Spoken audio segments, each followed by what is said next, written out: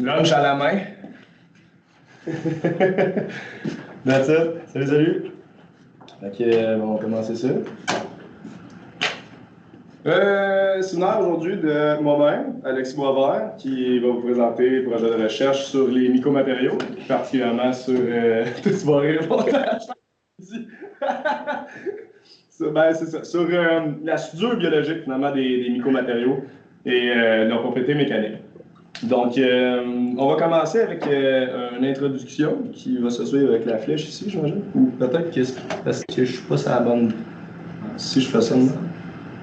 Si je fais de quoi d'autre?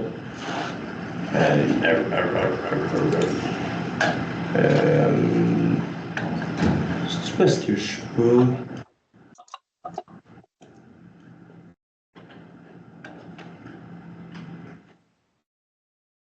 Je pas là, le Beach Club Nation, c'est pas ce que. Franchement, c'est bon.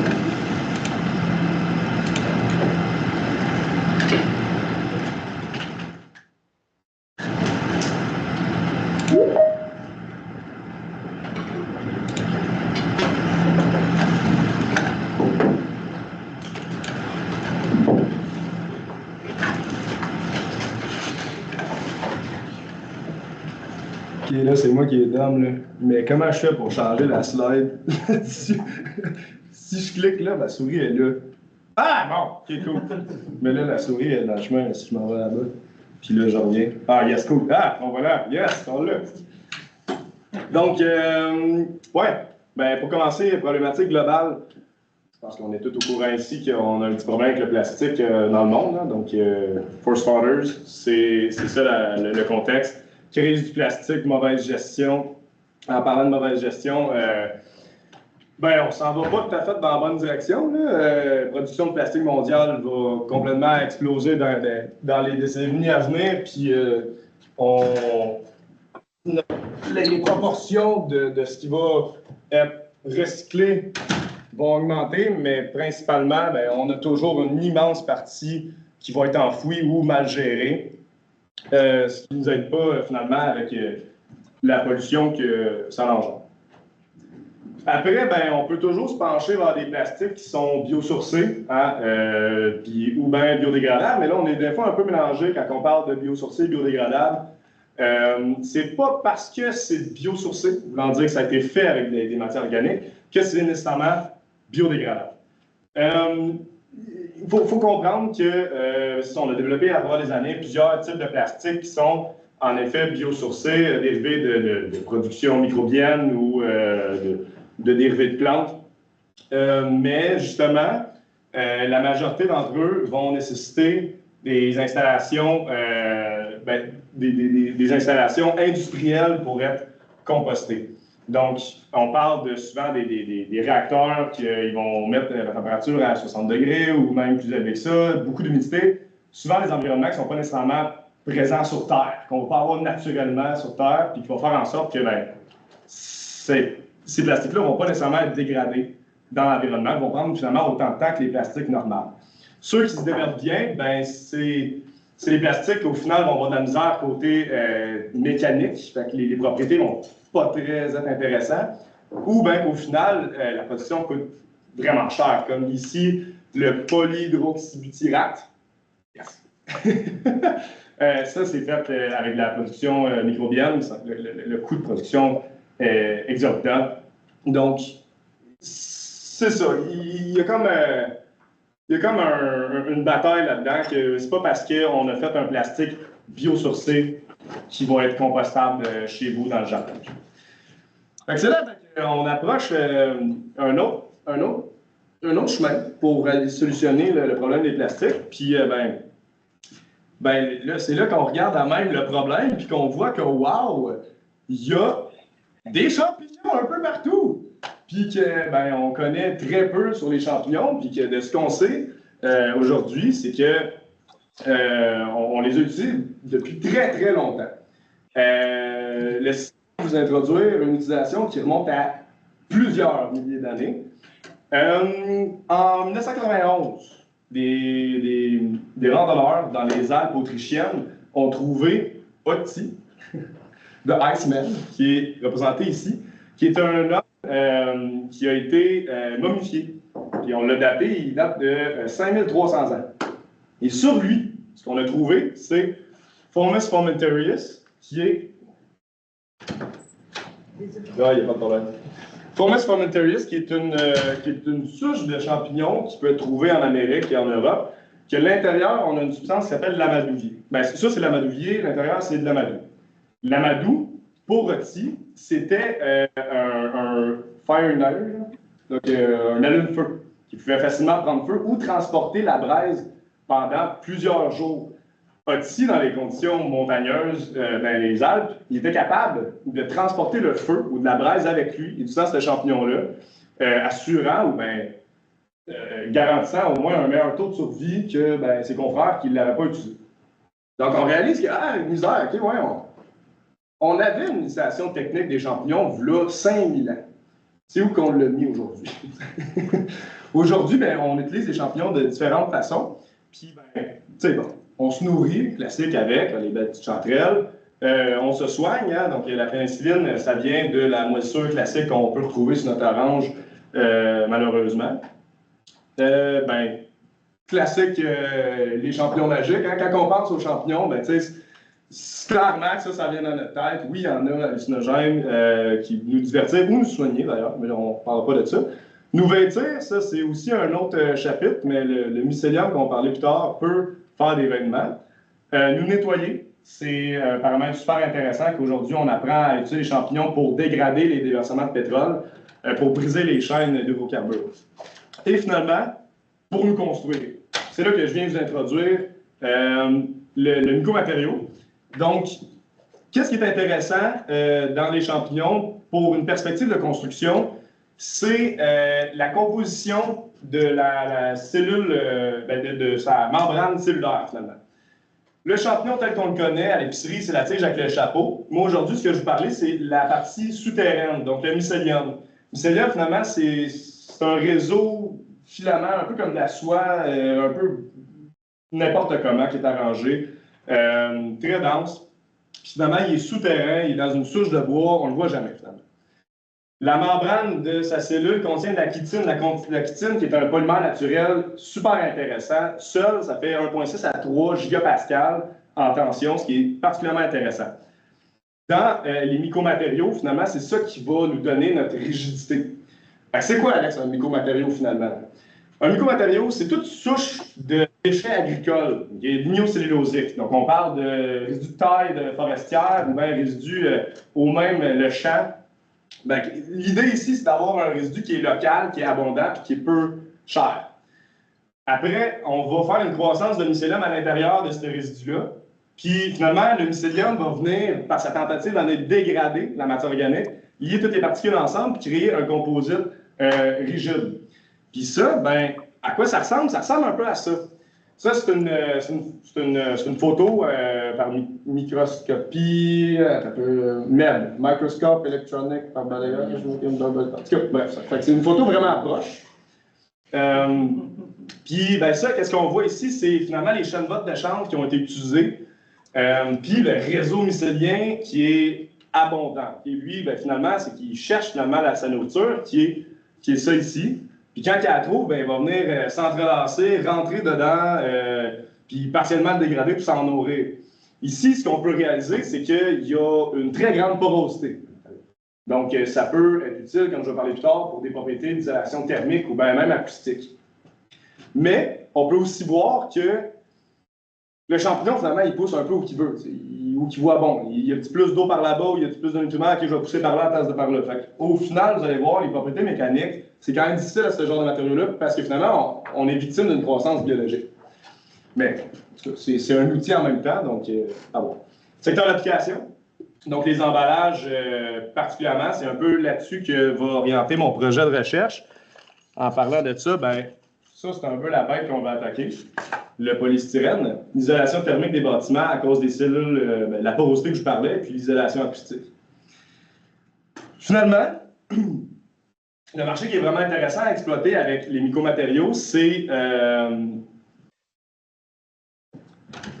Bonjour. Êtes-vous ici pour le séminaire? Oui, il faut regarder. Le marché qui est particulièrement intéressant pour les micromatériaux à exploiter, c'est l'emballage.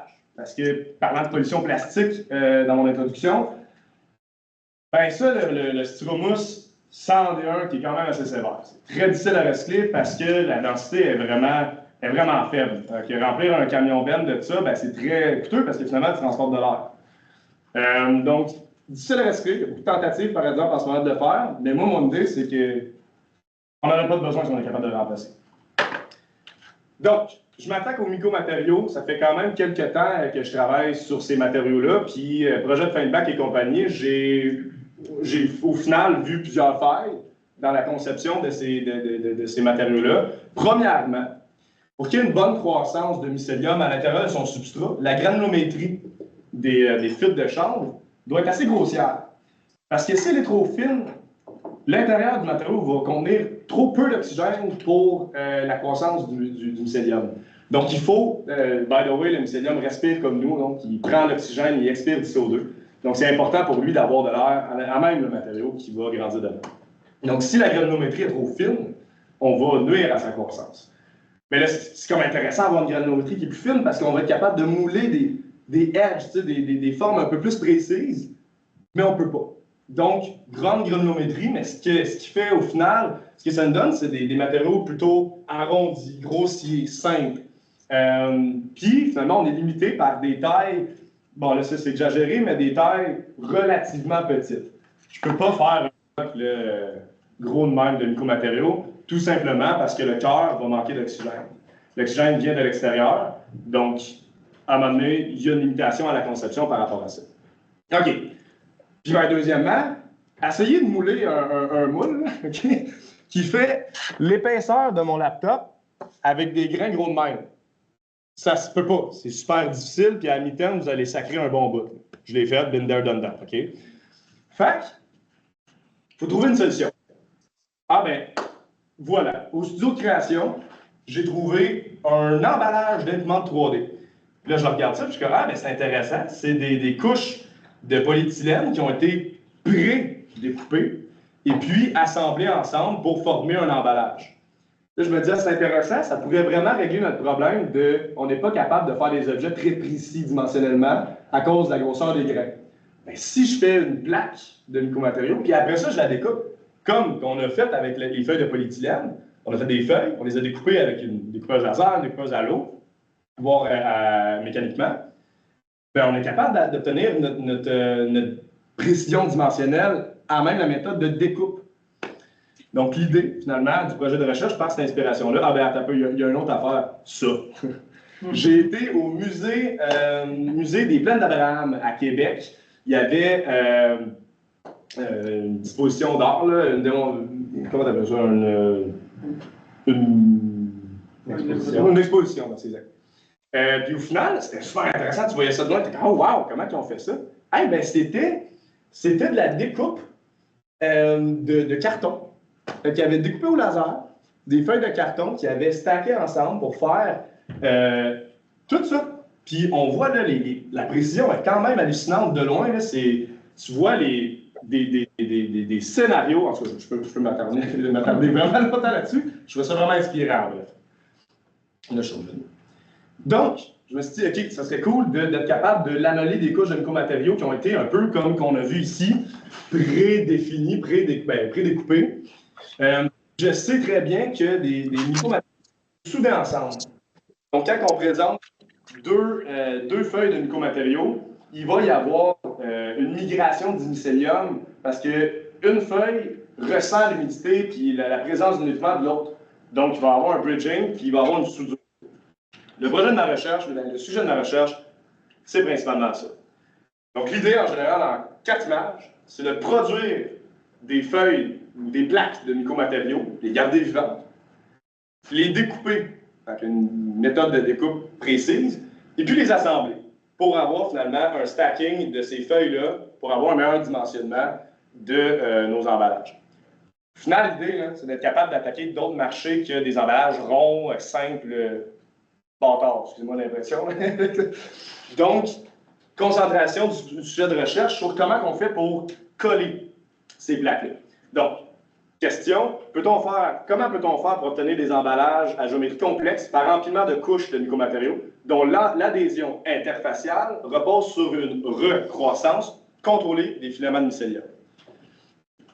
Comment on a divisé ça? Bien, premièrement, il a fallu développer un protocole pour la fabrication fiable par empilement de couches lamellées, par couche lamellée.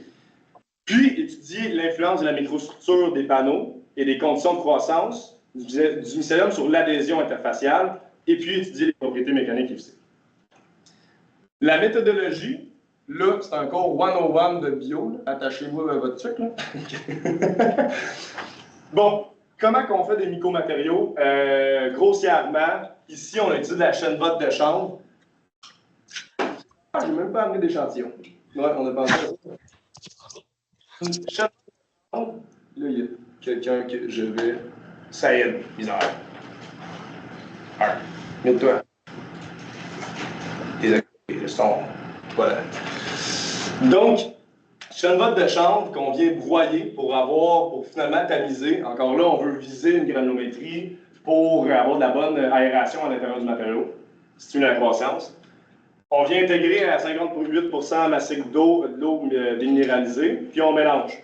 Tout ça ici va être fait avant la stérilisation. Un coup que la stérilisation est faite, on travaille en conditions stériles. Parlant de conditions stériles, ici, toute la partie fongique initiale, c'est là qu'on doit travailler dans un laboratoire de microbiologie en conditions stériles sur une hotte à flux laminaire. Donc, la souche qu'on a utilisée, Ganoderm, Lucidum. Bref, on fait des cultures, c'est peut-être trop détaillé, là, mais bon, on y va à mi-temps pareil. Culture mère, première culture pour un peu réveiller la souche, si on veut. Une culture sœur qui est dérivée de celle-ci pour avoir finalement la croissance la plus jeune du mycélium, pour finalement faire une culture liquide. La culture liquide va être introduite avec le substrat qui a été stérilisé dans un mélange à 20% massique. Ici, encore en conditions stériles. L'idée de produire un inoculum liquide, c'est d'être capable d'avoir une meilleure distribution du mycélium à l'intérieur de notre substrat. Suite à ça, on a une incubation de 7 jours dans un sac qui possède une ouverture pour que l'échantillon puisse respirer. Puis, on a un moulage. 14 jours après, on est capable de récolter le composite. Après la récolte du composite, on le garde vivant. C'est là qu'on va faire un traitement de surface. Encore là, on se rappelle, le but, c'est de stacker des couches ensemble, puis analyser c'est quoi la meilleure méthode pour emplir des couches, puis qu'il soit bien, qu'il y ait une bonne adhérence entre ces deux couches-là. Vu que c'est le nerf de la guerre ici, ça, c'est grossièrement la méthodologie qu'on a appliquée. Donc, une référence d'un monocouche, donc une couche simple. Une référence, ben voilà l'image. Donc, ça ressemble à ça, un micromatériau vivant. Donc, on voit encore là tout ce qui est beige, qui est les particules de chanvre. Puis tout ce qui est blanc, c'est du mycélium qui est venu finalement remplir les poches d'air qui étaient présentes vu que le moule était fermable. Donc, référence bicouche. Là, ici, on a une plus petite couche vu qu'elle va être doublée. L'hydratation. Ici, l'idée, c'était d'introduire davantage d'eau dans le matériau à l'interface pour qu'il y ait une stimulation de la croissance du mycélium. Donc, on a trempé la plaque dans 200 ml d'eau. Elle a absorbé en moyenne 50 grammes d'eau pour 1 heure. Ici, vous allez voir plus tard, mais c'était super pertinent parce que le mycélium, tout champignon adore la présence d'eau. Hein. On sait très bien que s'il y a de l'eau qui tombe dans ton mur, qu'est-ce qui va pousser? C'est les champignons. Donc ici, stimuler la croissance avec de l'eau. Le mycélium de surface, ici, c'est une tentative de faire pousser du mycélium, on va faire sortir le mycélium du matériau. L'idée, c'est de l'étouffer. On sait qu'avec l'oxygène, le mycélium il pousse, mais avec du CO2, là, il y a un problème. L'analogie que je peux faire avec ça, c'est que on a fait l'équivalent d'essayer de noyer quelqu'un. Donc, quelqu'un qui se noie va essayer de chercher de l'air, il va aller vers le dessus où il y a de l'air, tu sais, en surface. Puis c'est l'équivalent ici. On a fermé le moule, mais en laissant une gap, un gap où que l'oxygène, ben, le CO2 pouvait s'accumuler. Lui consomme l'oxygène qui est dans le matériau et puis émet du CO2. Il va s'encapsuler comme une serre, littéralement. Il va encapsuler du CO2 dans sa surface, puis il va s'auto-asphyxier. Ce qu'il va faire au final, c'est qu'il va sortir du matériau, puis faire une belle croissance, on dirait quasiment de la neige. Ça, c'est super intéressant si on veut coller des micromatériaux ensemble, vu qu'on a directement le mycélium à l'interface.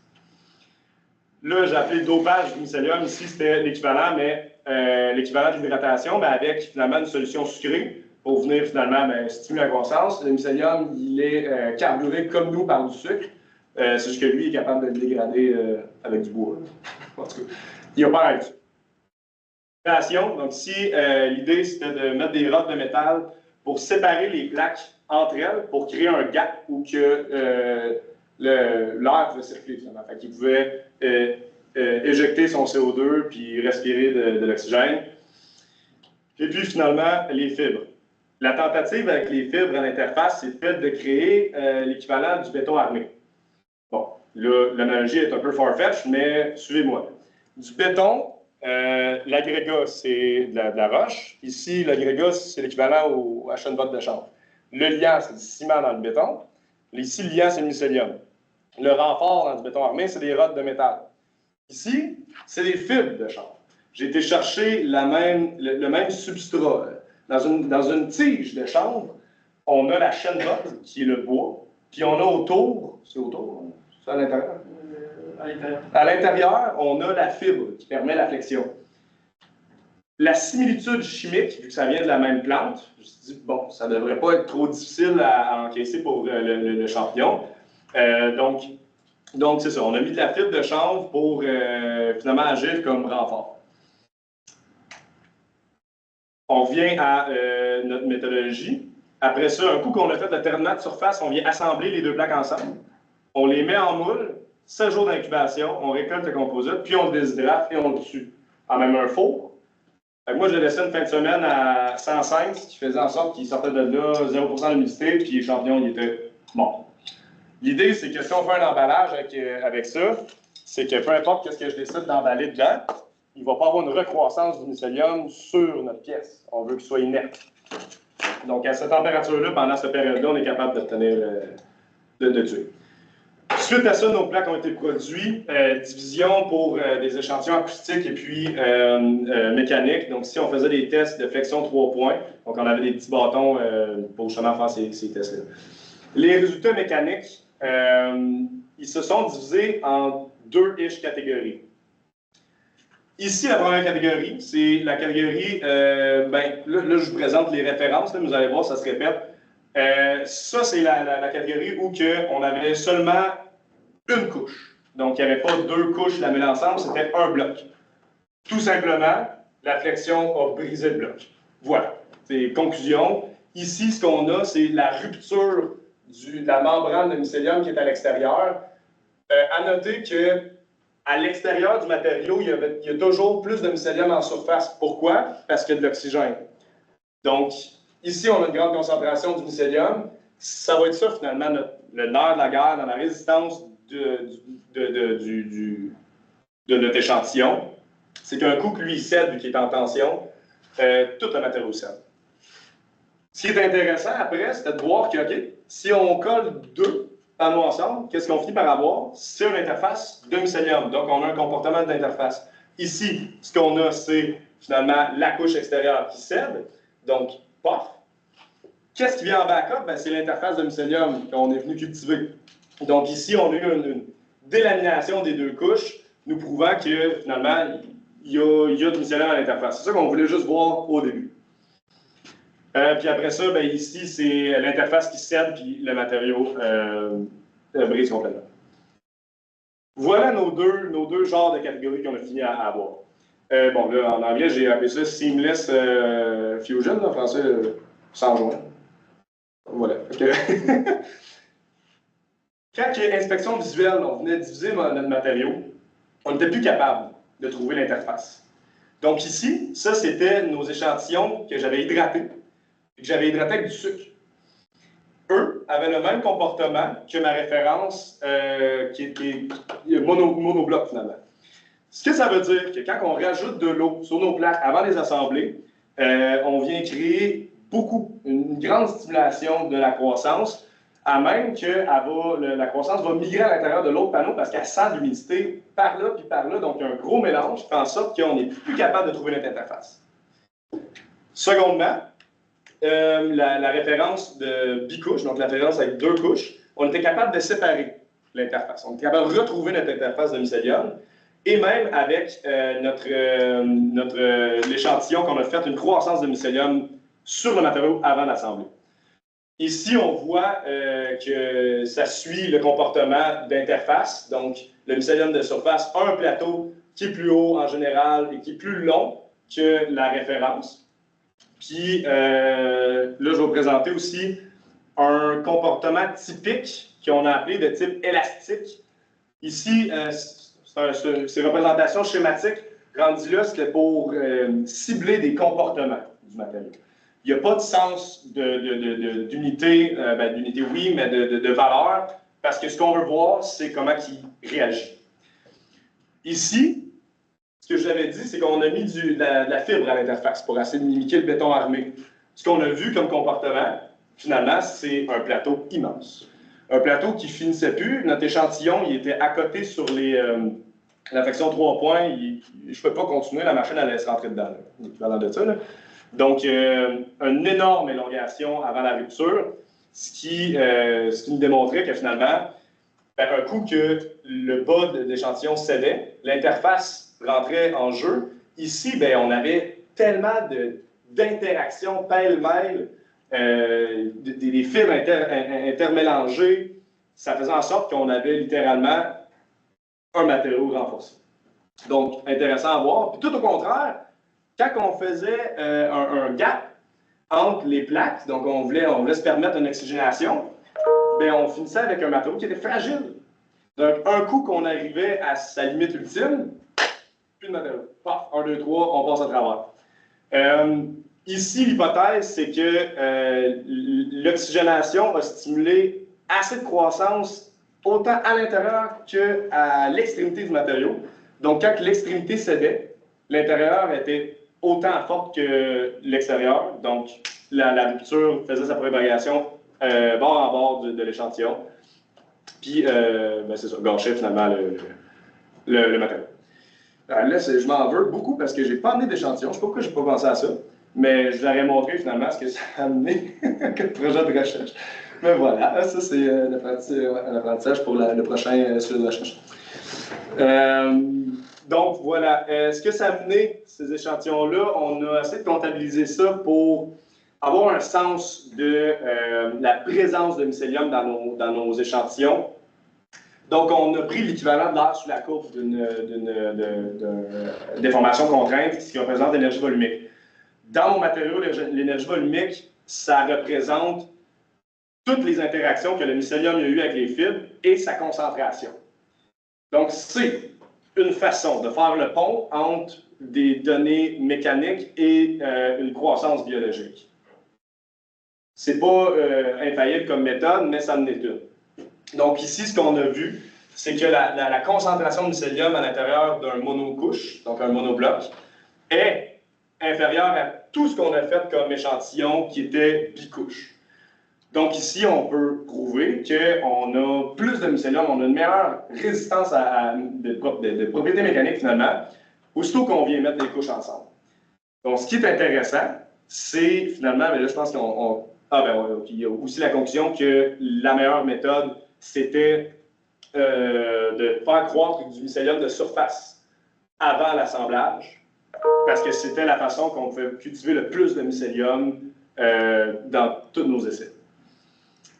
Donc, on finit avec la méthodologie qui est un peu l'objectif du projet de recherche pour faire des assemblages de couches lamellées-collées.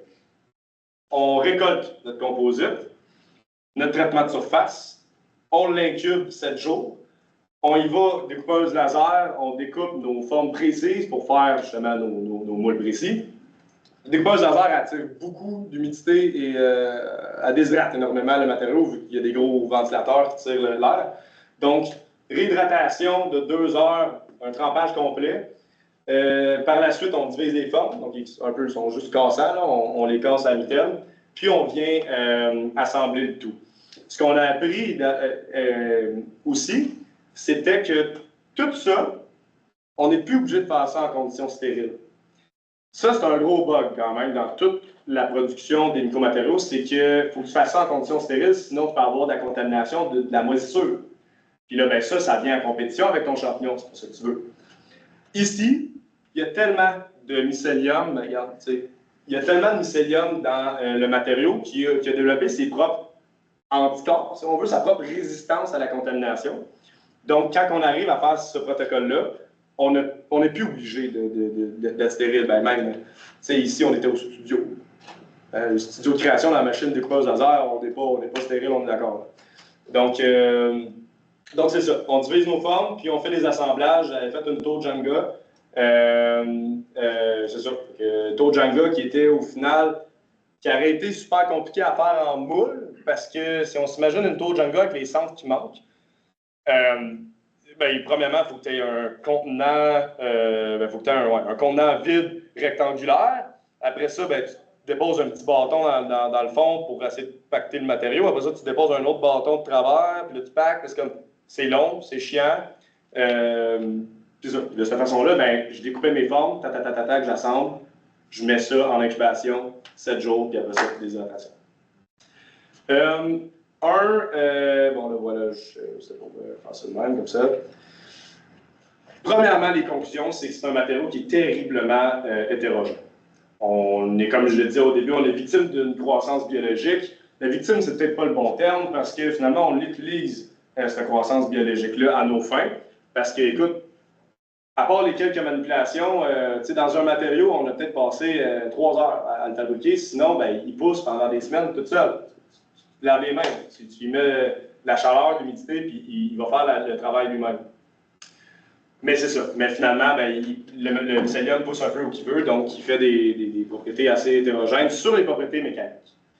Quand on parle de propriétés thermiques, acoustiques, même absorption de l'eau, Marc il a fait aussi un projet de recherche là-dedans, les propriétés vont se ressembler beaucoup plus. Quand on parle de propriétés mécaniques, qu'on vient casser le matériau ou faire des épreuves, c'est là qu'on voit justement une différence. Ici, justement, comme j'ai mentionné, les assemblages de micromatériaux, on est en propriété mécanique, aussitôt qu'on vient assembler des couches ensemble par rapport à un monobloc. L'idée, c'est qu'on vient développer un composite cœur-peau, cœur-peau, cœur-peau, où qu'on a une interface de mycélium pur à chaque couche. Sauf final, ça vient renforcer le matériau en flexion, entre autres, parce que toutes les couches de mycélium sont super fortes en tension. Comme au début de la présentation, je vous ai présenté la chitine, qui était le polymère à même la membrane cellulaire, avec une résistance en tension de 1,6 à 3 gigapascal. On n'est pas là, parce que ce n'est pas du mycélium pur, mais de la chitine pure. Mais si on est capable d'avoir des interfaces de mycélium, on est capable d'avoir des meilleures propriétés mécaniques. Ici, bon, c'était simplement pour mentionner que la meilleure méthode à date, c'est de cultiver du mycélium en surface avant le collage.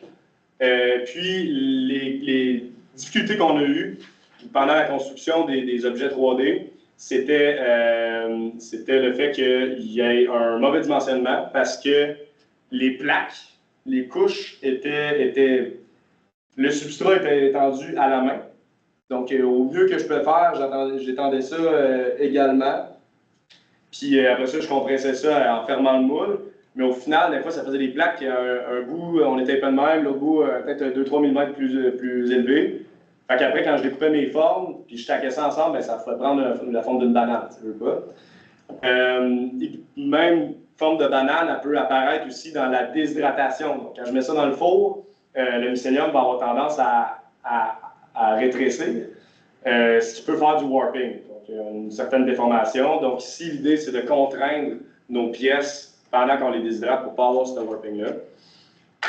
Puis, tout simplement pour la suite, super intéressant d'essayer de faire ça avec des plaques encore plus minces pour un meilleur sens de design, puis plusieurs couches finalement. Comme qu'on avait eu avec le petit bonhomme là, qui avait fait son truc au musée, là. Ça, là. Ça, je sais pas si ça va apparaître. Non, ça va pas apparaître.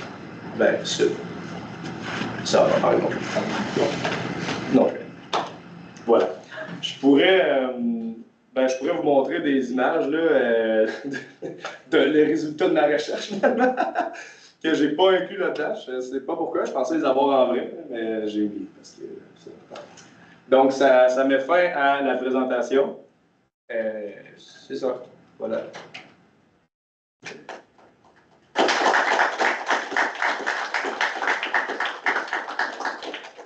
Si vous avez des questions, on peut en jaser longtemps.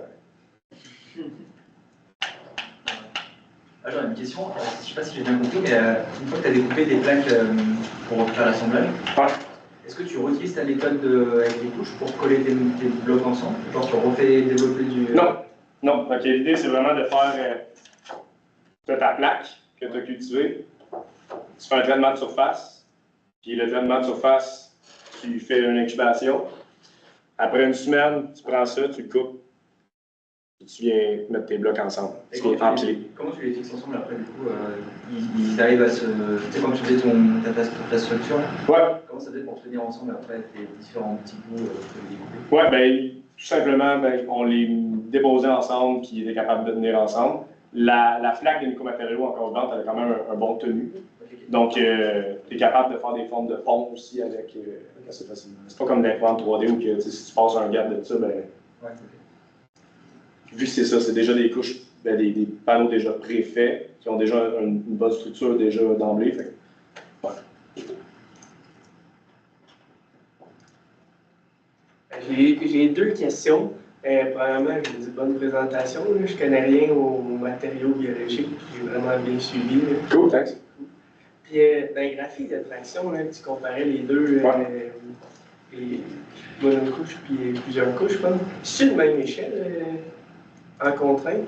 Ouais, on est sur la même échelle. OK. Ça répond à ma question. Puis après ça, sûrement que ça sort du scope de ta maîtrise, là, mais y a-tu quelqu'un qui a fait des analyses de cycle de vie là-dessus? Ou, Oui. Je suis curieux, parce que ça a l'air vraiment cool, puis j'ai fait un cours d'analyse de cycle de vie, okay. Comme j'ai appris un peu sur les limites de tout ça, puis je suis comme curieux si les gars dans votre groupe de recherche. Ben, pas dans notre groupe de recherche, mais à l'international, ça s'est déjà fait. Marc, tu n'as pas fait d'analyse de cycle de vie. Pas fait d'analyse de cycle de vie, mais c'est toi qui a été fait, puis ça dépend surtout avec quel matériau tu compares. Si tu fais de l'isolation, de l'emballage, des décorations. Mais c'est sûr qu'actuellement, les rendements sont positifs au niveau environnemental.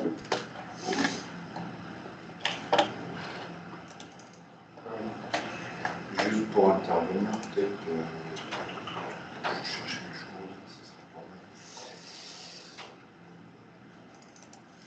chose. Les rares, il y a eu pas mal d'analyses de cycle de vie, là, surtout l'année passée, l'année d'avant. Je pense que je cherche le nom et c'est pour ça que je vous ma présentation. Je pense que le chercheur s'appelle Piao, me semble de mémoire. Et en fait, c'est super intéressant parce que l'intérêt de l'analyse de cycle de vie, c'est de ne pas tomber dans le cliché j'ai mis des biomatériaux, puis c'est forcément mieux que l'autre matériau. Parce que c'est pas comme ça que ça se passe. Il faut regarder sur l'ensemble de la chaîne, qu'est-ce que tu es capable d'aller chercher, puis effectivement, comment tu as fait évoluer tes choses. Le truc le plus récent, c'est qu'en fait, où il faudrait travailler, c'est sur tout le volet de l'incubation et puis de le laisser à température constante pour assurer la croissance. Ce que semblent montrer les ACV, c'est que partout ailleurs, c'est positif, on gagne, mais en fait, l'énergie qu'on doit déployer dans la phase d'incubation qui dure, Alexis, 2, 3, phase d'incubation puis de croissance. Le mini, le maxi, c'est... minimum 2-3 semaines, max, tu peux aller à des mois. Et ça, là, c'est cette phase-là. C'est là où ça placote un peu. Donc en fait, il faudra réfléchir à comment on peut faire des systèmes ne demande pas d'apport d'énergie extérieure, mettons, comment on peut faire en sorte d'assurer une température constante et pas de consommation d'énergie externe à cette phase-là. Puis ça a l'air que si ça on fait, là on a gagné. Là on a vraiment gagné. Mais tant que ça ne sera pas réglé, ça c'est là où il est. Parce qu'on parle d'une température qui est à 28 environ. Tu maintiens ça à 28 degrés Celsius. Voilà. Bon, j'ai des photos. Bon, ça, ben, ça, au final, c'est un bloc. Voilà. J'ai fait un beau bloc. C'est un beau bloc. L'idée du bloc, c'était qu'on avait une limite d'épaisseur. Quand je disais qu'on ne pouvait pas faire des blocs immenses, ce bloc-là, l'idée, c'était de voir qu'on avait la croissance au cœur du bloc. Parce qu'on avait finalement des couches déjà faites qui étaient jusqu'à l'ensemble. Si on avait fait ce bloc-là d'un seul bloc, le cœur, en le coupant, on aurait pu voir qu'il manquait du mycélium. Mais en faisant des couches qui étaient déjà faites, on les a déjà. Ma tour Jenga, donc ici, c'est ça, tout simplement des bâtonnets collés ensemble. Le noir qu'on peut voir, qui n'est pas du blanc de mycélium, c'est du mycélium. Mais le noir ici, c'est un vieillissement. Donc, une souche qui est plus vieille, qui va maturer plus rapidement. Finalement, c'est la mort du mycélium. Il a manqué de jus, de nutriments, il est mort. Mais ses propriétés mécaniques sont tout le temps intéressantes. Le warping, il est ici. Là. Quand je parlais d'une pièce qui va fléchir dans tous les sens, quand je l'ai assemblé, on n'avait pas ça. C'était un mur à 3 coins qui était bien droit. J'ai mis ça comme tel dans le four. Puis justement, avec les contraintes, il a warpé par là, puis par là aussi. Donc, ça, c'est la meilleure démonstration qu'il faut contraindre la pièce avant de la mettre dans le four. Ça c'est aussi très intéressant parce que c'est essentiellement ici là, que je venais chercher ma précision au design. Tu sais, on se dit, on fait des plaques, on découpe au laser des dimensionnements précis, puis on les coupe, on les met ensemble. Ça, je n'avais pas été capable d'avoir cet angle-là, avoir moulé ça à main. Ils sont trop grands. Ici, je suis capable de l'avoir, mais un coup que j'ai fait la recroissance des plaques assemblées, le mycélium, il a fait un pont entre les pièces. C'est ici qu'on peut voir qu'il est capable de faire un pont jusqu'à 2 mm. Après ça, on peut oublier ça. Donc là, on a un autre défi. Si je peux faire des pièces qui sont précises, là, il faut que je remplis mon trou pour pas que le mycélium y aille là. Ça, c'est d'autres réflexions aussi, parce que si au final, j'utilise cette méthode-là pour produire mes objets, mais je dois avoir un plugin en forme d'étoile ici pour pas que le mycélium y aille dans les formes, là, tant qu'à faire, c'est mieux d'utiliser une technique de moulage. En tout cas, c'est comme un équilibre entre du moulage puis peut-être l'assemblage comme ça. Là, c'est la même photo. Puis j'avais fait une genre de petite affaire comme ça. Ça, c'était de prouver qu'au final, là, ça, c'était pas warpé au début, mais ça l'était. Fait que c'était un peu une tour en A. Le bas, il était plat. Puis ici, on avait une forme. Le top, il était pincé. Fait qu'on était capable d'avoir une certaine élasticité dans le matériau avant sa soudure. Puis on est capable de souder là, des bout à bout un peu de même, pas obligé d'être plat. Ça peut être en angle, puis c'est quand même bien soudé. Le mycélium va faire même un chanfrein, c'est ça? Voilà. Puis sinon, ça ressemble à ça. J'ai d'autres échantillons, mais comme intérêt, je pense que c'est pas mal ça. Avez-vous des questions par rapport à ça? Non.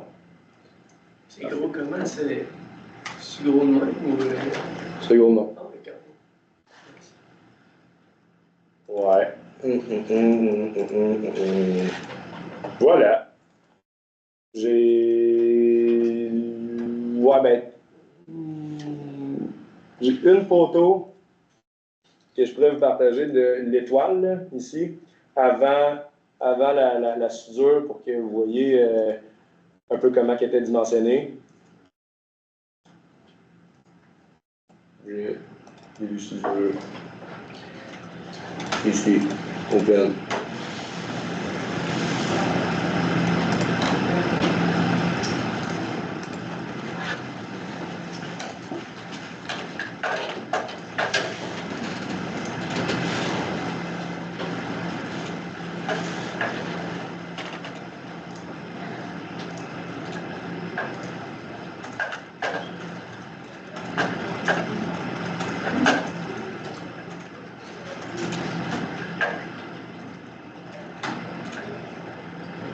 On avait ça ici. Wow! Puis ben, la découpeuse laser, ben, ça a été aussi un défi là, parce que ben, c'est un matériau qui est très humide.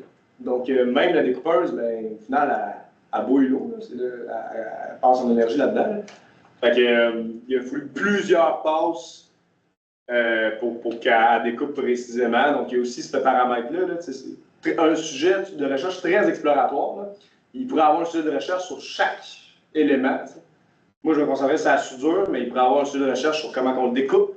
Puis après ça, meilleure façon de l'assembler. Puis par la suite, comment on le déshydrate pour qu'il garde sa forme. Là, j'ai essayé de faire ça d'une traite, là, fait que ça fait très cru. Là. Mais bon, fait que c'est ça. Ouais. Ça ressemble à ça. Question? Vous avez quel type de laser pour le découpage? C'était un laser à puissance de 60 watts. Je ne sais pas le type de laser précisément. Je connais sa puissance, puis c'est un peu ça. Mais c'est un laser de découpe sur table. Ouais.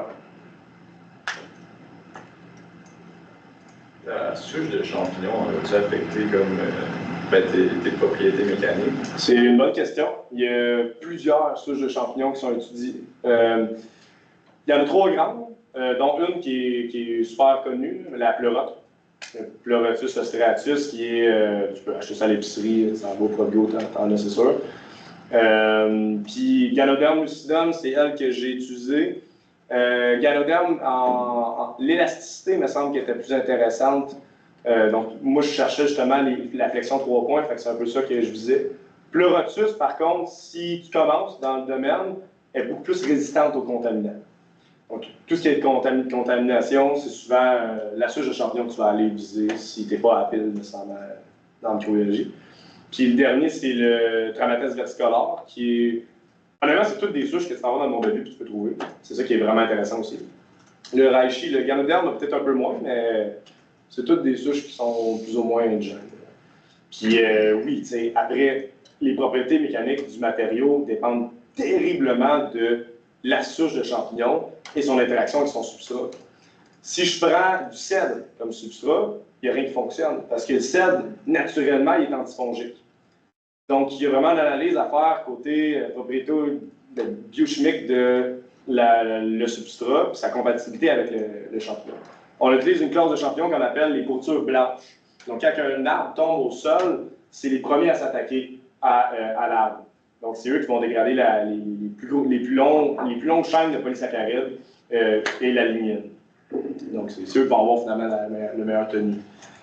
Donc, ouais, puis tu sais, dans le monde, Marc, je ne sais pas si tu peux me corriger avec ce fact-là, mais on connaît comme 1%, c'est entre 0,5 et 4%. C'est ça. Genre des milliers. De tous les souches de champignons qu'on est capable de penser qui existent autour de nous. C'est juste, Oli, tu étais avec eux autres, là, récemment, Bioptère, ils ont trouvé dans le fleuve. Ça, c'est récent, là, dans la connaissance de la mycologie. On trouve des champignons dans l'eau, pas des levures, des souches aussi plus complexes.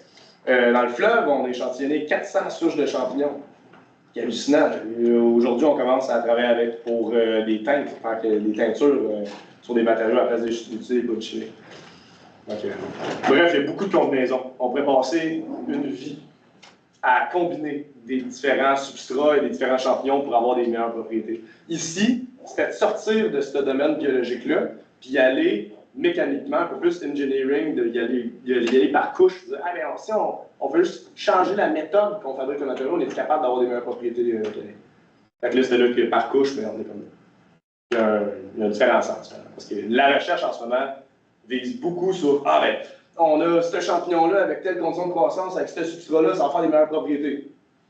OK, ben, hey, on n'a pas fini de chercher ça, là, tu sais. Fait que, voilà. Question. est-ce que le choix du laser pourrait, lors de la suivi, pourrait affecter les propriétés mécaniques des champignons au niveau de cette interface dans la suivi? Par rapport au choix du laser? Non, je pense pas. Le laser va brûler le champignon, finalement.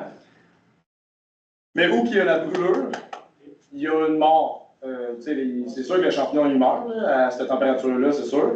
Mais le champignon un peu plus loin, donc le mycélium, il va continuer à pousser, puis il va sortir de... Finalement, tu ne tues jamais le champignon. Il va continuer à pousser, puis... Qu'est-ce qu'il appelle? Thanks. Donc, le choix du laser, je pense pas que ça l'influence. Mais le fait que tu utilises un laser, ça va influencer, oui, les propriétés du matériau. Parce qu'il va falloir qu'il pousse à travers une couche de matériau calciné et mort. Sinon, est-ce qu'il y a un caractère pathogène de ton matériau de chimie? Un caractère pathogène, donc infectieux. Oui, c'est une bonne question. Le Ganoderm lucidum, c'est toutes les souches que je viens de nommer. Camathes versicolare, Pleurotus ostratus, puis Ganoderm lucidum, c'est toutes des souches qui sont consommables. Donc, Pleurotus ostratus, tu fais ça dans le poêle, le bord, c'est excellent. Puis, Camathes versicolare, tu peux faire des thés. Donc, tu peux infuser ça. Le reishi, lui, ici, encore une fois, utilisé en Asie depuis plusieurs milliers d'années. Encore là, en thé, en tisane. C'est tous des champignons qui vont être consommables. Après, tu peux être allergique aux spores, je pense. Donc, lorsqu'un champignon va sporuler, il va émettre ses spores, un peu l'équivalent de les pommes, les graines dans une pomme. Là, tu peux être allergique aux spores.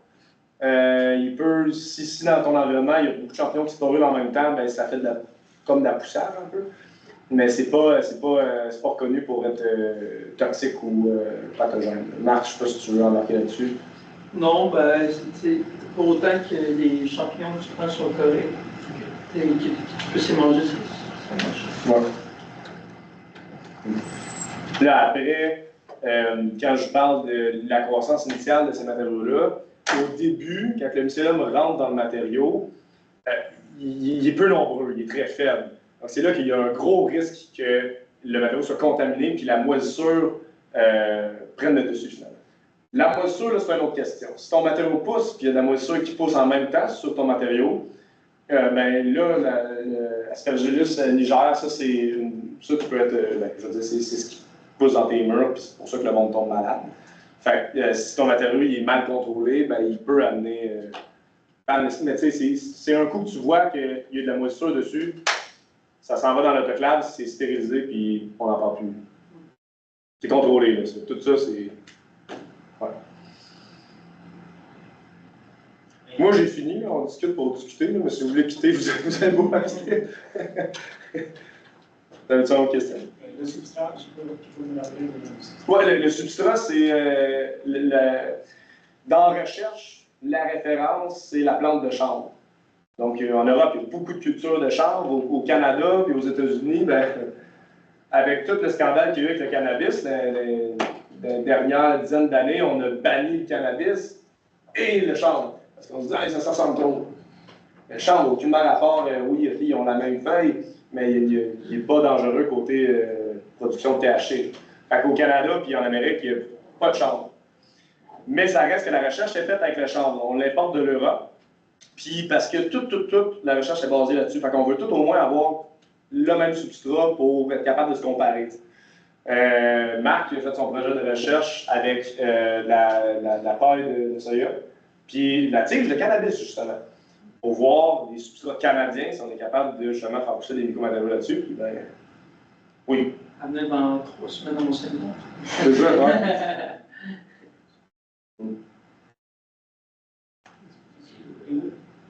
Quand on aura besoin de faire une reproduction massive de ce dispositif, est-ce qu'on aura vraiment de la production de cannabis? Oui, là, Marc, c'est ça. Le but de la recherche à Marc, c'est d'avoir des substrats canadiens en abondance. Right? Les serres de cannabis qui sont présentes depuis 2018 nous donnent beaucoup de recueils, finalement, de tiges de cannabis qui, finalement, ne sont pas tant utilisées. valoriser du moins. Donc, oui, il faut cibler des industries qui vont avoir beaucoup à donner. Le soya au Canada, c'est une grande culture aussi. Le maïs également. La production forestière aussi est très importante. Là, donc, toutes les batailles de bois, c'est intéressant aussi. Par contre, la bataille de bois souvent est contaminée. Plusieurs essences de bois. Puis comme je disais, le cèdre, par exemple, si on a une contamination avec le cèdre, ben, ça va faire en sorte que ton matériau, finalement, il est antifongique. Si tu essaies de faire pousser un champignon dedans, ben, ça marche pas. Donc, il y a tout un créneau de fibres industrielles à cultiver, à développer au Canada pour être capable de travailler avec des fibres naturelles comme on ferait avec le microbiome. Ouais, c'est plus une question pour jaser, mais tu peux-tu mouler le fruit, là, mettons, je pense au polypore, c'est comme quelque chose de vraiment dur. Ouais. C'est moyen d'utiliser ça, puis comme, pour faire une feuille, puis je sais pas, n'importe quoi, mais... Est-ce que tu parles de genre, je sais pas si tu as déjà vu genre un melon d'eau, que tu fais ouais, mais c'est ça, un melon d'eau dans une forme de moule, là, ça fait une forme. Ouais. Je sais pas. Ouais. Peut-être, sûrement. Pourquoi qu'on fait pas? Ouais.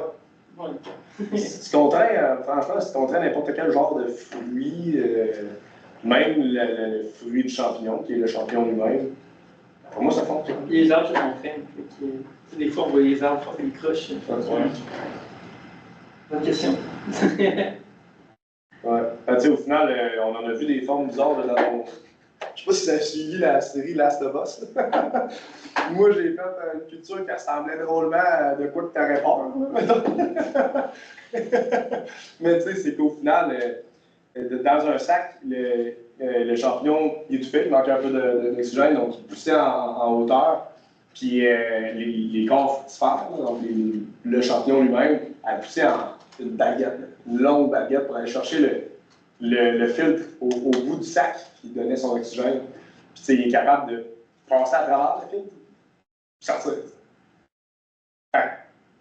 Ouais, il est capable de prendre les formes qu'il veut s'il est capable de passer à travers un filtre de 0.3 microns.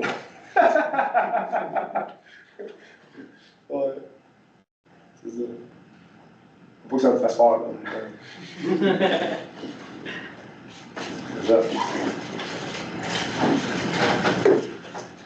Vous pouvez partir, gang, hein, c'est comme une discussion qu'on